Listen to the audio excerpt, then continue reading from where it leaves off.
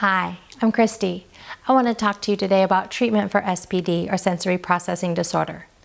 I do need to remind you that I'm not a medical professional. This is not meant to treat or diagnose. It is for informational purposes only. So you're probably wondering after all of these videos and asking yourself, will life ever improve? And I can tell you with a resounding answer that yes, life can improve after this. It will get better. Your loved one can indeed learn coping skills to make life easier and to be more successful in life. The treatment for SPD usually occurs in an OT, or occupational therapy setting. Now, SPD is not an officially diagnosis that's recognized by the medical community, and so most insurances do not cover it specifically. However, most doctors and therapists will try to figure out a way to get your insurance to cover it. They'll find some diagnosis that they will accept, or some code that they will accept, so that your insurance will cover the therapy sessions. Once you're actually in therapy, because we're going to think positive and think that your loved one will get approved for the therapy, then there are numerous methods that can be used to help overcome sensory issues. Which ones are used will vary from person to person and even from day to day. The day-to-day part is because there are so many different things that go into where your loved one is on a particular day, and even from time to time. There can be things like changing weather, the pressure. If there's a weather system moving in or moving out, the pressure changes can throw some people off. How much sleep they've gotten. Are they tired? Did they not get enough sleep? Are they cranky? Did they get a lot of sleep? Are they bouncing off the walls because they have so much energy? Are they hungry? Are they hangry?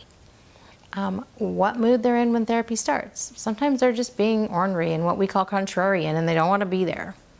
Other times, all of these factors will play into it, and you'll see the mood change throughout the session.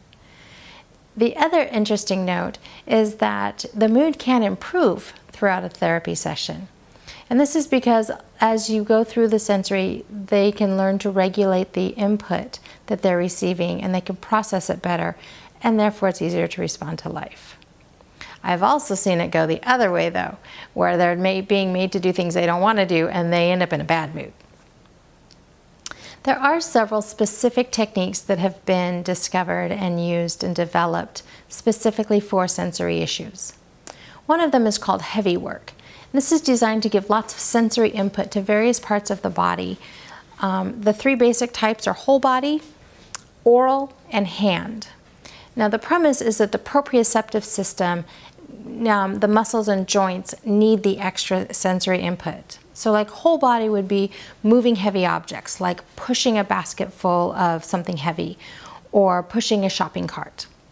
Oral heavy work would be like chewing or sucking on something. Hand and pimp would be things like pinching or fidgeting or squeezing. There's also a brushing technique that we've actually had done on our son during therapy sessions. It's usually done on the limbs or the back, and sometimes even the bottom of the feet. And it really helps to overcome tactile sensitivities or touch sensitivities. Some other options that therapists will use include swinging, which gives vestibular input. It can also help calm a person, and it's fun for most people.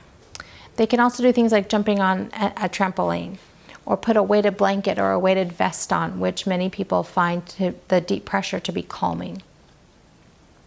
Another thing that they can use is Play-Doh or GAC or shaving cream.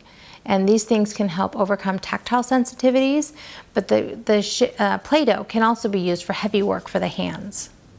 There's so much more that I could say about this. The options are nearly limitless. And this is just a brief overview.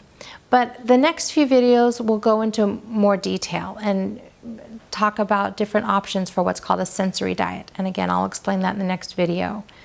But I hope that this gives you an idea and a glimpse into what can be done and what options you've got. And as you see progress made, I hope that you can join me in saying that life is good and there is never a dull moment.